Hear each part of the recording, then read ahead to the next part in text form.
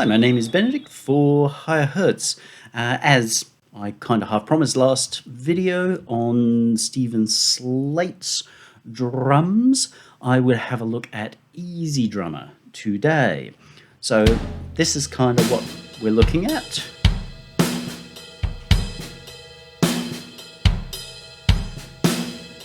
And I'm very pleased to see that the pedal works for the kick drum. Nothing worse than when the pedal doesn't work for the kick drum. Doesn't work for the hi-hat though. But it didn't in Slate's either.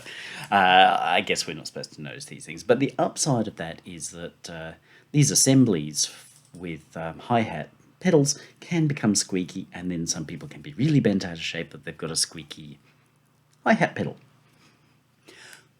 Beside the point. EZdrummer. Actually, on the surface you can think, oh well, Slate and EZdrummer are the same thing. The more I look into it, the more that I think that while they cross over some of the same ground, they're also probably not quite the same. We'll discuss that a little bit as we go. They have majored in certain things and done probably really quite a good job of that. But if you're looking for certain other things, then you might find that either Slate or Superior Drums is the thing to look at.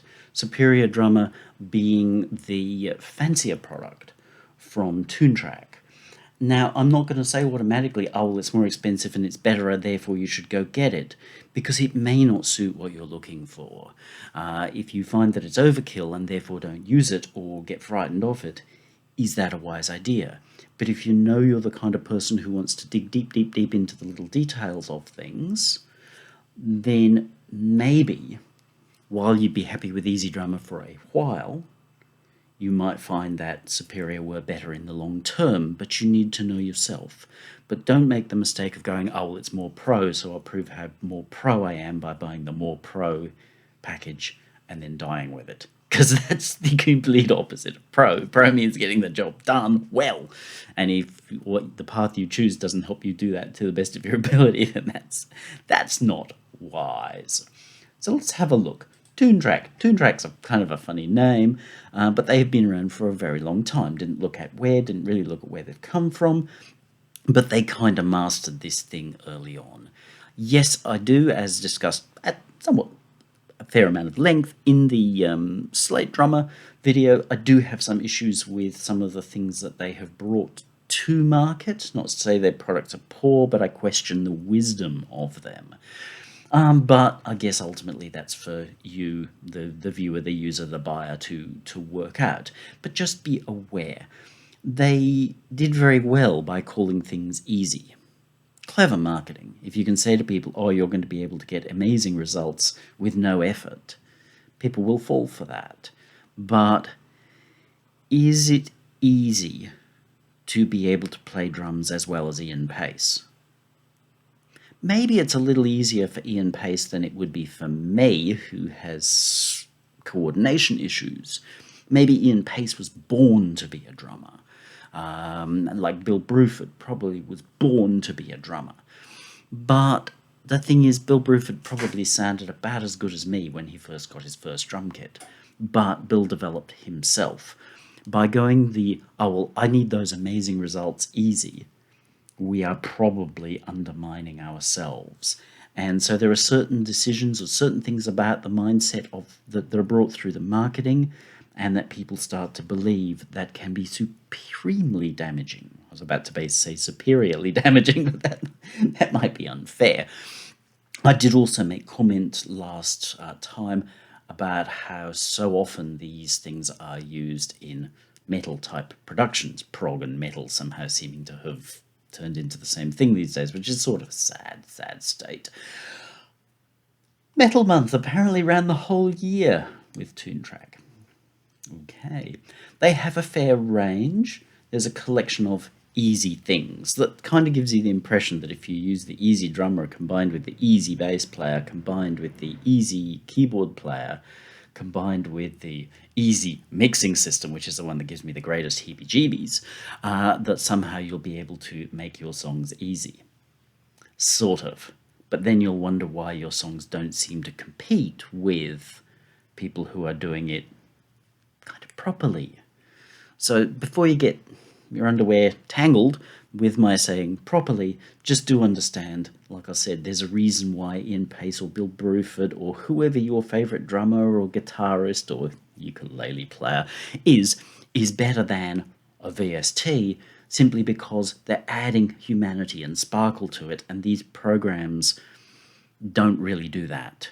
And I don't see a lot, there are some clever things, but I don't see a lot that even attempts to put humanity or sparkle into this product. In terms of its price, we would see that they, sorry, go backwards and forwards, they give two prices at the top of the screen. How much is this? Is it 155 or is it 119? It's 155 euro. Do your own math to work out what that's going to be, but it's going to add up. If it's helping you to get there genuinely, brilliant. If we go up to Superior, I cut the price out. It's a noticeable difference, but just think of what the trade is. Not only are you parting with this much cash, but unless you're very aware of what you're doing and have good self-discipline, then you could also be trading your craft and your own future for the easy of doing it. But let's have a look at it. Their system is clever in its own way. As we saw before, we have all the usual expected ting ting, smack smack. And each of these has various options, and you can get into articulations and what have you elsewhere, which we will try and work our way through. EZdrummer's big thing is more that they get you into this being able to make your song, it's a backing track, boys and girls, a music bed, in this thing. So let's work our way through it. We'll get rid of that one for the moment. So our main window is a picture of drums. Always makes you feel really cool seeing it happen and the black splodges when you hit the kit. They then have this browser. Some things I like about this, I think I've worked out very nicely. They give you, okay, if we're after ballady type stuff, we can work our way down, press play, and go, do I like that one or do I like that one? Great. Now if it does turn out that I like that one, I can drag it down there. And now it'll play. And it'll play from my host as well, if I've got follow host attached. We'll get rid of that for the moment. So you've got a reasonable amount of stuff. I think with the demo there's a lot less stuff than if it were the full thing. We can go through and if we don't like the sound of this kit, we can swap it to something different.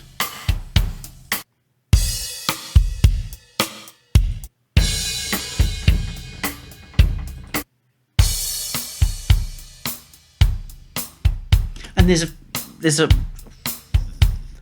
reasonable range of kit variations in here. My understanding is that they're essentially the same sample set. There are a few options for different drums for each head, and then are processed, and that I kind of like. So there's a reasonable library of things, including percussion type stuff. What I do like also is that they're quite aware that there is a wider world of MIDI percussion loops. Seeing I happen to have the cult drums, then I've got access to these, and they will play, they will pick up and play. This is metal, so I better have a metal drum kit.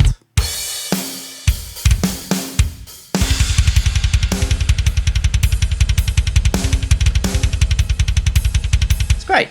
It's cool. I quite like that they are open. Then we can search and we can look for particular things using genre drop downs and what have you. I've never been a fan of that approach, but this is kind of interesting. We can tap to find things that match. Is it good? I don't think so, but it is interesting. Yes.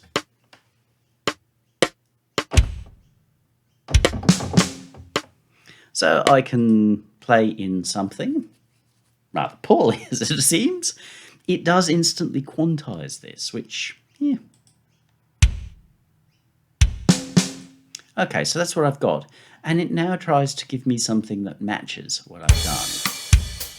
Well, yes, that sounds exactly like it. But it does warn me that there is a pretty poor probability on these actually matching, because the highest is 55%. It's sort of thinking, yeah. So depending upon how great your drumming is, then is to how close you might get a match. But I gotta say, the matches were really rather loose, because they're not based on an actual understanding of going, you're trying to play a rockabilly with a boogie jump.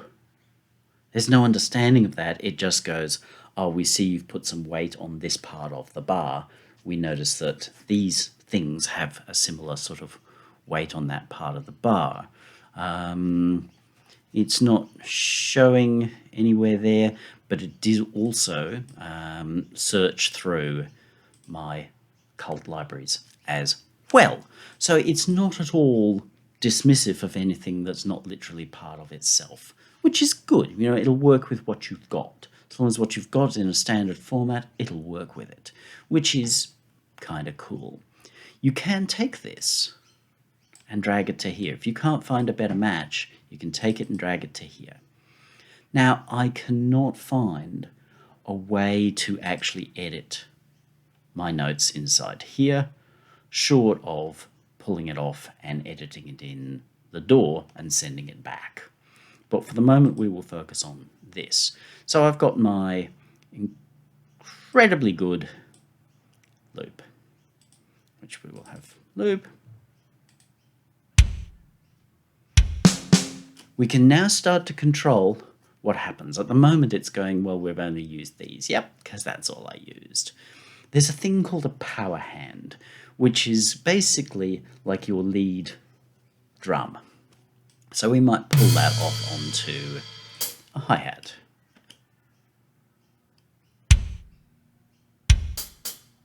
Unfortunately, in this case, it's not adding anything. So we've got a slight issue there. Actually, it looks like it's probably not possible. I thought I could, but it looks like it's not possible for me to add something else. But we can turn on an opening hit, which means that when we start, we can add that. We can turn on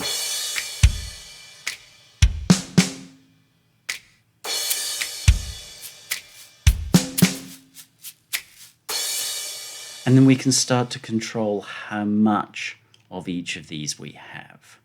That opening hit is just not pleasing me. Let's go with something a little kinder.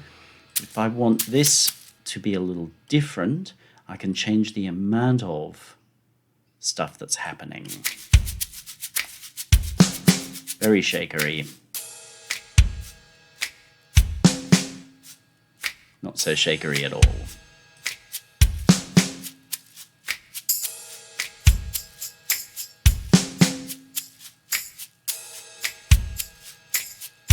You can also change the velocity.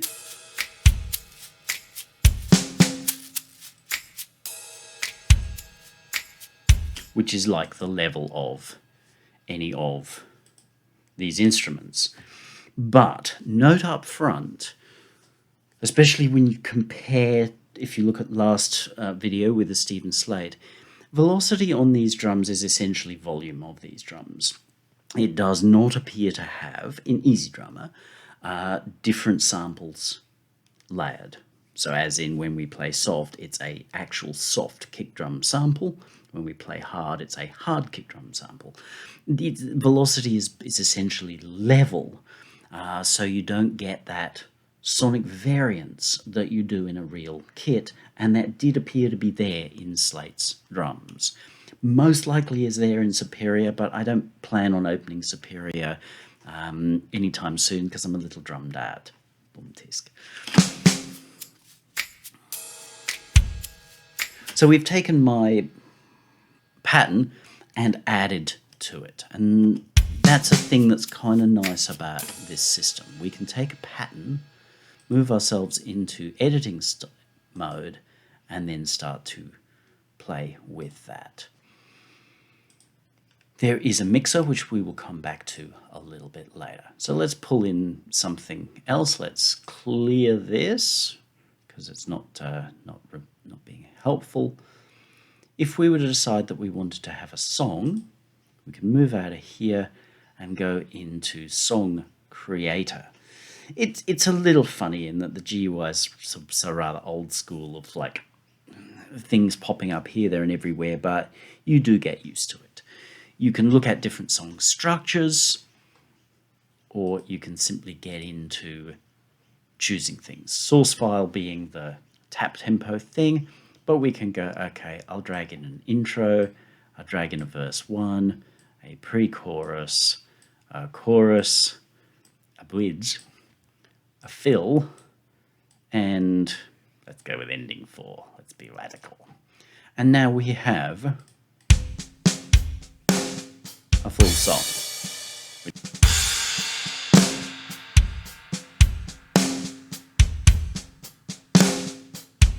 If I'm happy that that's cool, I can go into any of these sections and go, okay, what's happening? Let's say I don't like that hi-hat. Say I want to go with a side tom. More manly.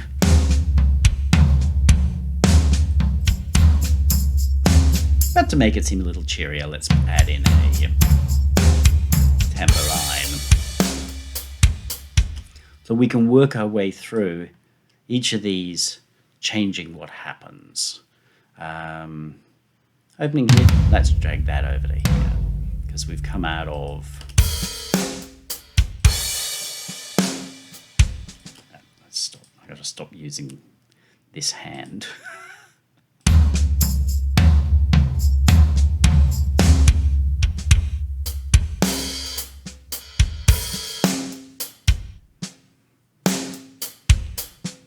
We can also solo a selected instrument and change what's happening with that. But you'll see that if an instrument has no MIDI going to it, nothing's going to happen. It seems you can paste in MIDI if you have it.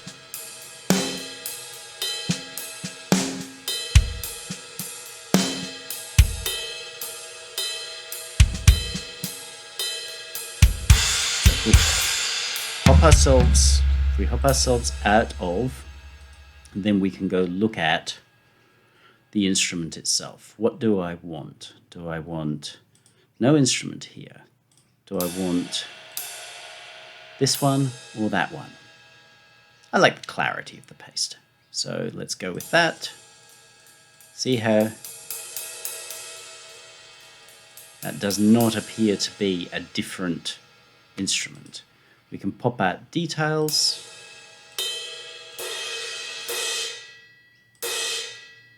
Cool. Choked hit.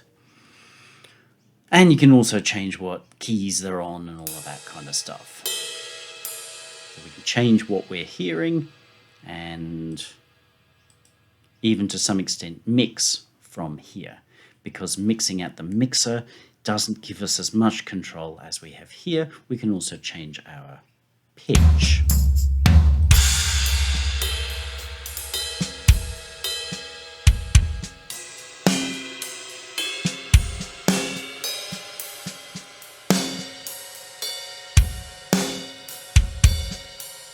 So as you understand how the parts come together, and they do come together sort of from various different places, but this is the nature of making music. You know, we like to think that it's just one thing, move the one thing, and that we've somehow created all this magic.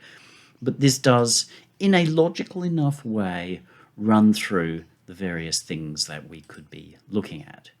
If we're looking at here and go, oh, well, the instrument's not active, we can still find the instrument here.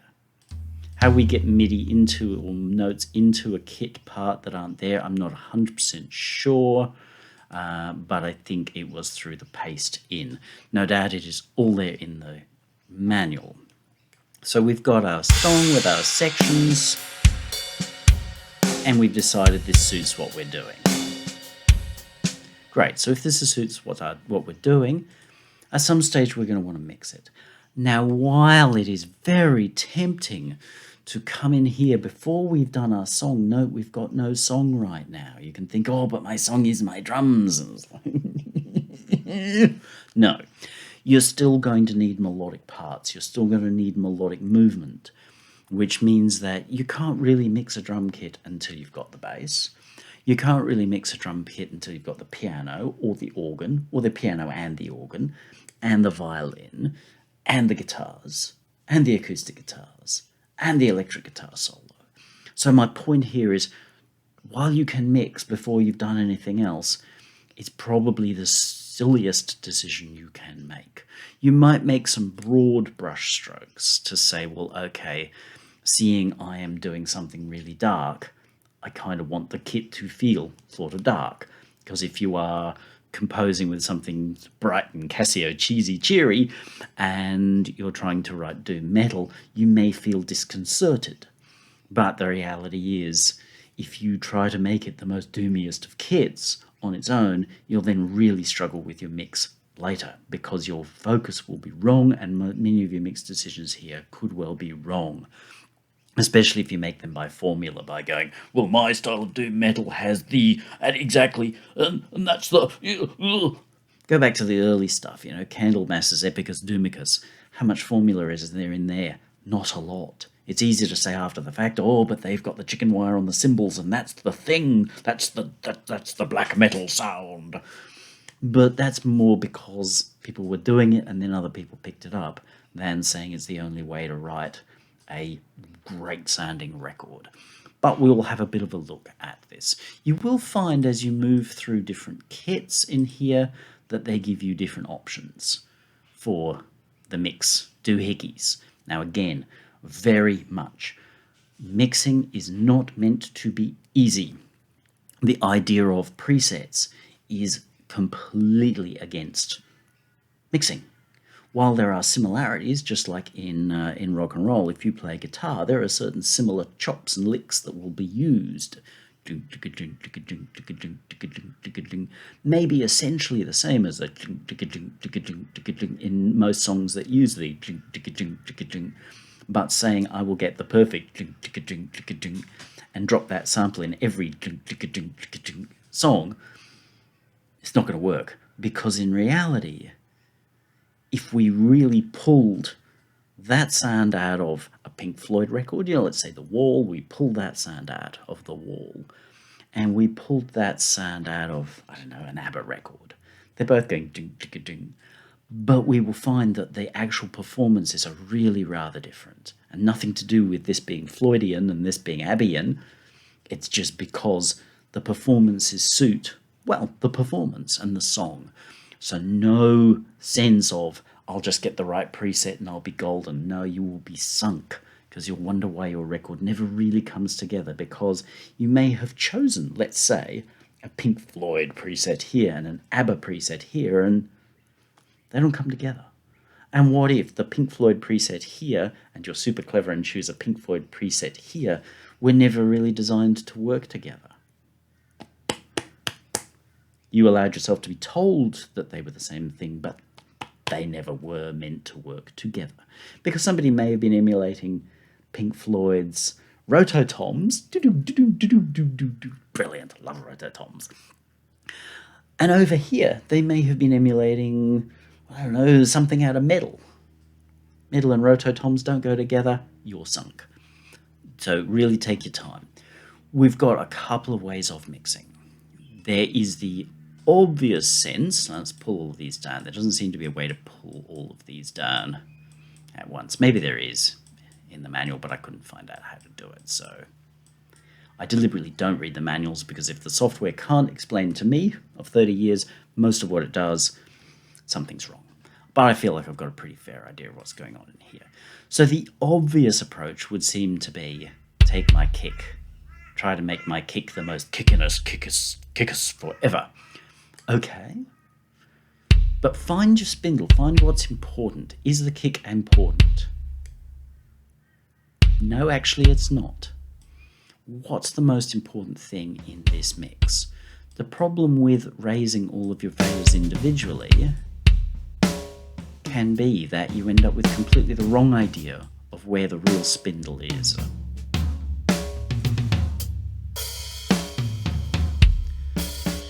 Now, if this were a stomp, a Savoy stomp, then your toms, your side toms, are actually more important. Everybody doing the round derby jump. Your toms are actually more important than your kick and your snare. In which case, your spindle might actually be your toms. You get those toms running right. Where are they? I think they're in. Then you might well be pulling these up to match. Obviously, we don't necessarily have all the material there to do it, but that's one approach to mixing, but it can be a dangerous one. The approach I prefer to mixing drums when I've got reverbs and rooms and what have you is to start with my overheads.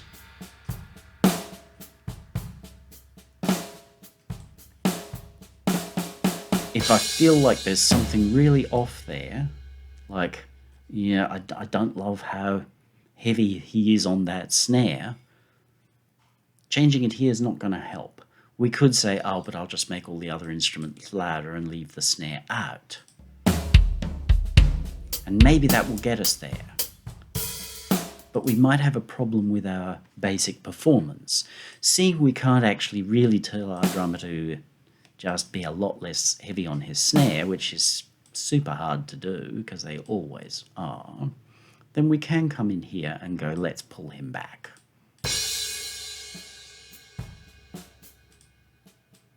Maybe a little too far back, but okay, let's say that's right.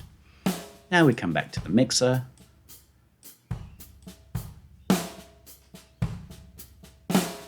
Now at the performance, we've got a better thing. Definitely if we were using something more like slate samples, which vary different samples for different velocity, which again, I'm assuming the Superior does, then this would be the way that I would definitely be mixing, because I know that the softer snare is going to be a completely different sound from the hit it as hard as we can snare. So I will get my performance right in my overheads and the ambience, even though that will tend to favour cymbals and metalwork. You'll get used to it. I will then bring in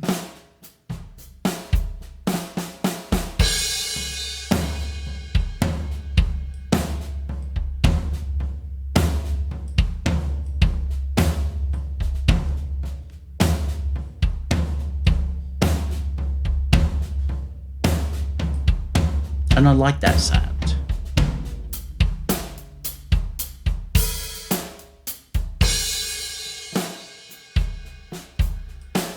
The compressor here I don't love, but I'm not a big fan of parallel compression. The compressor is taking these things, but not everything, and compressing them, and then you get the compressed signal. Let's get rid of our... Actually, no, we'll leave it there. So it's not the way I do it, so I'm going to leave it out. I'm going to say if we've got to compression, I'm going to turn on a real compressor. Outboard, the ADHD, which I've shown lots of times. Brilliant, lovely, lovely device.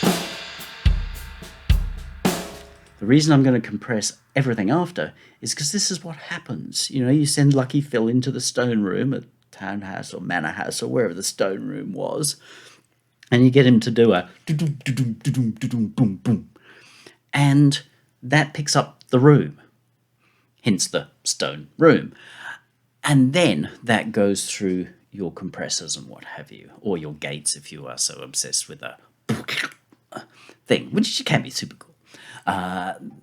So your compressor after the whole lot will give you a far nicer, far more rock sound, because we're compressing what's coming out of the total drum room. Again, as I kept saying Last time on Slates, I want to hear one drum kit. As a mix engineer, I want to hear one song. I would say that's one drum kit, one singer. Even though I might have 48 vocal lines and all their backings and everything, it's one song. It's not 48 separate things coming at you, running at you like zombies. No, it's not mixing. Mixing means bringing down to one. Just as when you eat an omelette, you aren't thinking of all the individual things in there, unless somebody put peas in it. You're just eating your omelette, one omelette. So bring it down to one. Compression is better that way. If you want to use that, fine, but it's probably not the best plan. They have an inbuilt reverb. I don't think I like it. But a little bit of it can be useful.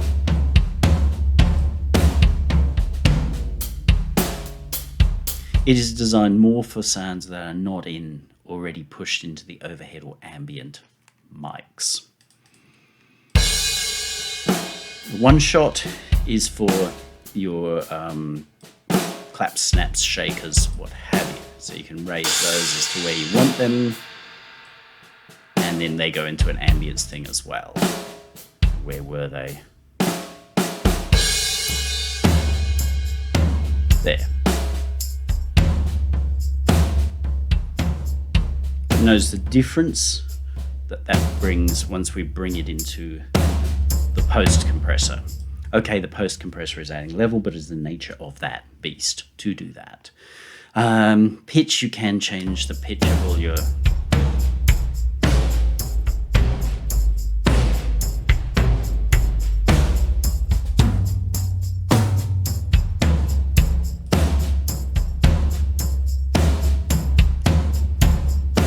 Again, be careful. That has to relate to your song. You're tuning your drums to match your song. You are not simply going, oh, that's the deathiest of drums, therefore that's what I'm going to use, because it may not match your song, in which case putting your song and your drums together is never quite going to match. You may find that your song actually matches up here, but you are too cool to let that happen. So play with these. When you've got your melodic instruments in, move these to the point where you feel like they all feel like they gel together, like they have become as one.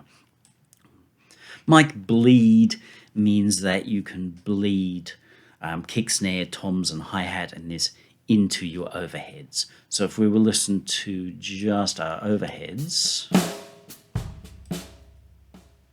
we can pull them out. But general rule of thumb is you want them in your overheads because it's all about the bringing together. But if you're choosing not to mix that way, which is quite all right, but you need to make a definite choice, then you can pull these things out and then you add your reverb after. So you decide whether you're going to go into your compressor and then you add a reverb unit after your compressor, or put your whole drum kit out to a reverb unit, which means it's picking up everything that's in that room. So that becomes like an ambient mic. You mix that in and then you compress it. Then you might send that to the bus reverb, as in the room reverb for your whole song. And you're going to get a really nice sound at that point. That's how drums are mixed. Different approaches, but I'm a big fan of the start with the overheads and ambience to get a sense of your whole room, and then you use your individual mics to balance up to get the result that you're looking for. And I'm pretty happy with the result that we have here.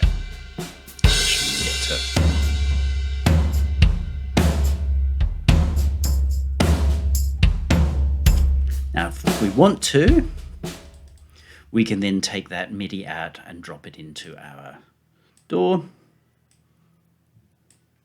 like this. Obviously, you lose the color that's in here, but if you're that hell-bent, then I guess you can go into your coloring and color them appropriately, if that helps you. You can then stop this and get rid of these altogether. Okay, that's snipping. Some way to do that. probably is clearing the whole song. I know I did this the other day. Song creator. No, we don't want to do that. Oh, whatever. You remove them anyway. Remove, and then you can play them from here. And they're exactly the same. It also means that you can go in to your MIDI and start to change things to suit yourself. That's my sort of approach, in that I tend to write my drums from scratch far more than using somebody else's thing, because by the time I'm writing my drums, the music is written, so I know what I want my drums to do. Thinking the drums come first is understandable, but probably a wee bit broken. So what is good and bad based on this? Well, I think it sounds pretty good, bearing in mind that it is a limited package. Think of it as a light. So if we're putting it head-to-head, which we will do in a moment with Slate, no. But if we put it head-to-head with Superior, I think we would also come with a no. But in terms of when we're putting it up against MT, then I think we're going to find, yeah, it sounds pretty good. Which you prefer is going to be up to you. I'd probably say if you're going down that path, have both, because it's nice to get a little bit of variety. If every single song sounds exactly the same, can get dull. I hate listening to records where every part of every song sounds like every part of every other song. What's the point of that? You know, get Bruce Springsteen's Born to Run. It clearly sounds like Born to Run, but every song has a real different feel to it, because that's the way it should be done. So it sounds pretty good. It is open to MIDI patterns from anywhere. So long as they fit the profile, it will take them. That is a really nice thing there. They're open-minded. And boom tisk is pretty easy to program. Yes, you do need to find your way around it. And like all of these things, you know, that say, here, we're going to make this easy for you, they're much easier when you actually know what you're doing. So like one of those things that says, here, let me give you all the chords so that suddenly making music is easy, it's not actually easy to use until you know what those chords are. So you will learn it and you will get your head around it. Just understand the different places where different things come from. If you want to control a drum head, then think, am I controlling its performance or am I controlling its sound? If you're controlling its sound, go to the screen where you're looking at the drums, and you can pick the drum head and control its sound, including with center, rims, what have you. If you're looking to control its performance, then we go to here, and then we select the thing, and we can change what it's doing. Then, if we're looking to mix, but we're feeling like, oh, that sound's not the right one, or in the sense that, oh, that one's going to suit the mix nicer, then we move across. I like that one. Nice and resonant. Also be aware it could be a mix issue, could be a performance issue, in which case you're looking at, is it the pitching of this instrument or all of my instruments, or is it just that it's too loud or too soft? And sometimes when you're looking in one direction, you really should be looking in another direction. So if the vocalist seems too loud, maybe your guitars are too soft. Or if your guitars seem too soft, maybe your vocalist's too loud. Or if your guitars seem too soft, maybe your vocalist is too soft.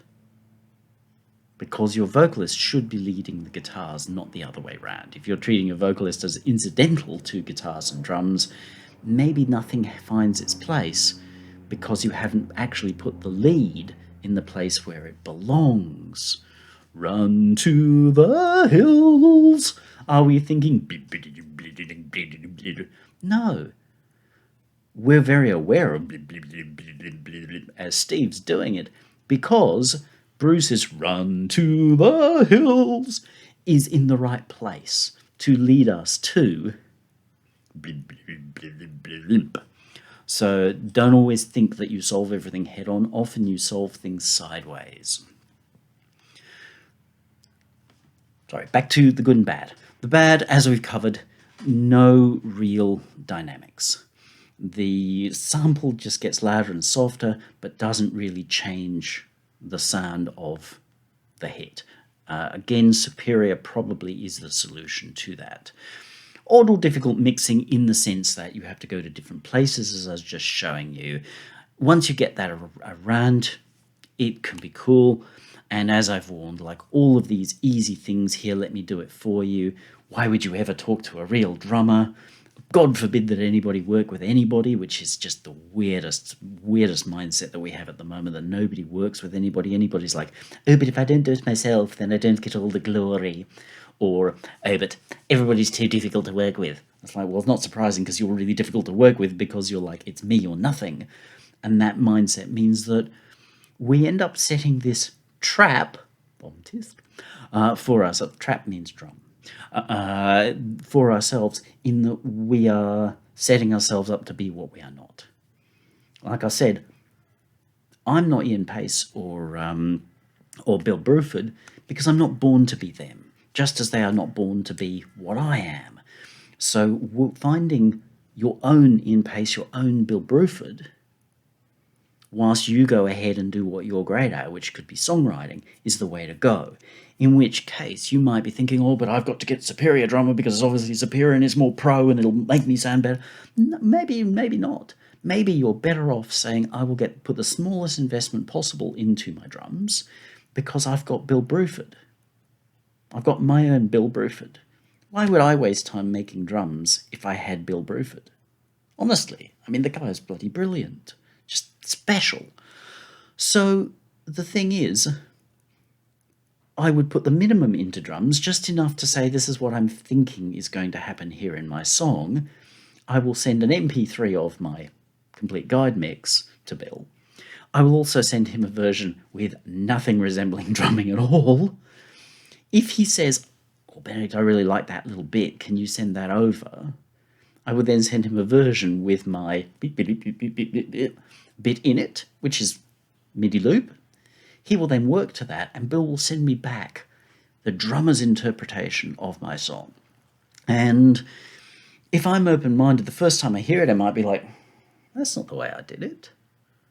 But the second time I listen to it, I'll probably be like, well, expletive deleted me, but Bill just made my song better. And if you don't work with others, you never get to that point where it's like, wow, this person, through doing what they were born to do, has made what I'm born to do better collectively. We're the effing Beatles, isn't we? So the bad is more that it's a trap that people think that they can replace the real thing by not working with others and then waste huge amounts of time and money on software that's good for what it's meant to do, which is to prototype something and then move on and get yourself a goddamn real drummer, a goddamn real bass player, a goddamn real mix engineer, because that's where the magic is going to come from. Now let's do a little bit of comparison that I've obviously promised you. I made my own groove and groove, and it sounds like this.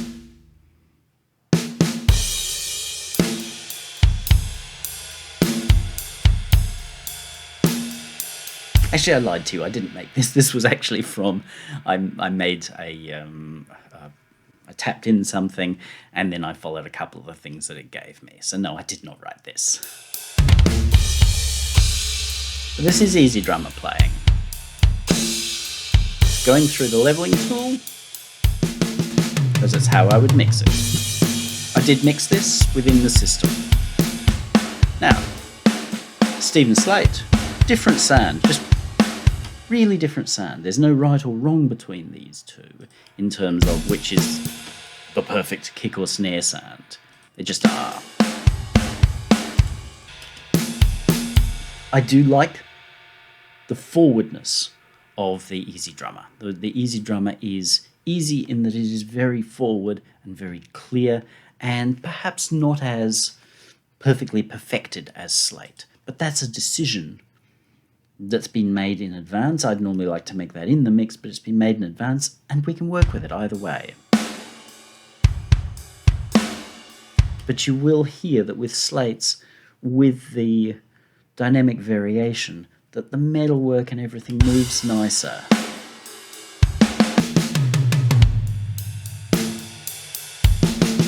That just, yeah, it gets louder, but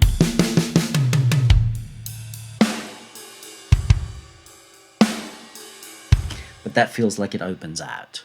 That's the difference. And again, I reckon if we were using Superior, we would have Slate and Superior relatively even with each other, in that they probably both do that. And then let's move across to MT Power. Hear how that's pretty kind of the same.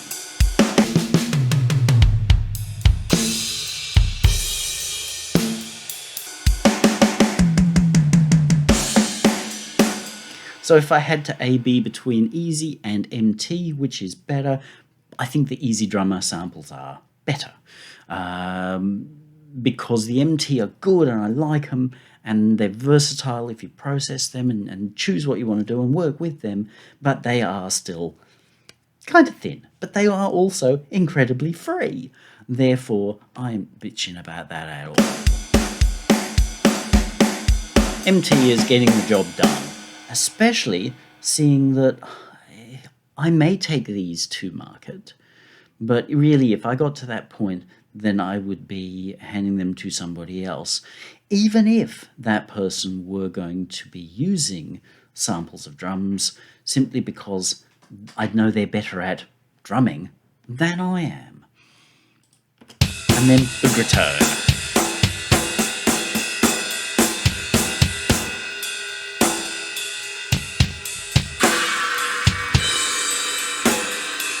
For some reason, this kit that it defaults to is just noisy, nasty. I guess that's the whole Ugratone thing. No, I haven't brought in labs this time.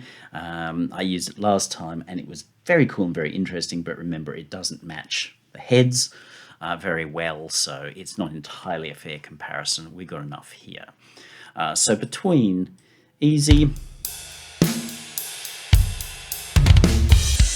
MT, Easy wins for its quality of sounds, plus its ability to program your songs and control what's going on is vastly superior to MT, but so is the price. Ugratone is just out on its own. Between Easy and Stephen Slate is going to win hands down on the quality of sounds, but it doesn't give you the same level of control as EZdrummer in setting up your drum performances and some of the details of your mix, but many of the details of your mix you can control just as well, but it's visually somewhat different. So it's kind of what you get used to. I don't think it's quite as cute and friendly as EZdrummer, but it's going to come down to, if you're spending similar money, and I think they're similar money, but I really didn't get too closely into price, then I think if you're looking at Stephen Slate, because of the quality of sounds, the variability in sounds, and that ability to dig deep into the nitty-gritty of the sounds, then EZdrummer may not be the right way for you to go. You might be looking at comparing Superior to Slate. I think that's the fairer comparison. Putting them against each other is merely because, well, they sort of appear to be in the same level of the industry on the surface. If you happen to want that really nasty, messy sound, then Ugratone just majors in it, but it is not remotely versatile.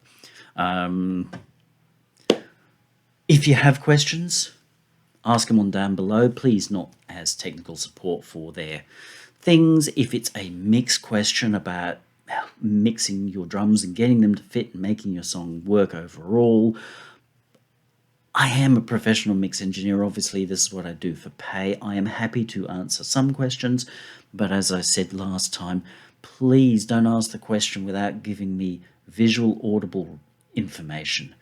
get OBS, Open Broadcast System, or something similar, Ice Cream Screen Recorder. Don't care what you use, but I want the quality of what I see and hear to be the equivalent of what we've got here. So that way I can actually see the situation that you've got and hear the situation that you've got. You may be surprised that the answer that I give you is different from what you've been doing, which is probably a sign that it's more right, because you've been doing what you've been doing and not managed to get it to work. I will look at it from the song's perspective to say, what's this song wanting to have happen here? If you've been pushing ahead here, I may well come in with an answer like this, is do that instead. It might seem wrong, but put it aside, try coming from the angle that I've really suggested, not the angle you think is the right one, and you might be real surprised with what you get as a result. Again, Benedict for higher hertz. If you are asking a question, please hit the subscribify button first, because you're getting something kind of for nothing. Help YouTube to see us as important as you see us by showing them that we have numbers. It's a silly game, but it's a game the way that it's played. Also, you can pop over to highhertz.com and subscribify yourself over there. You have a great day now.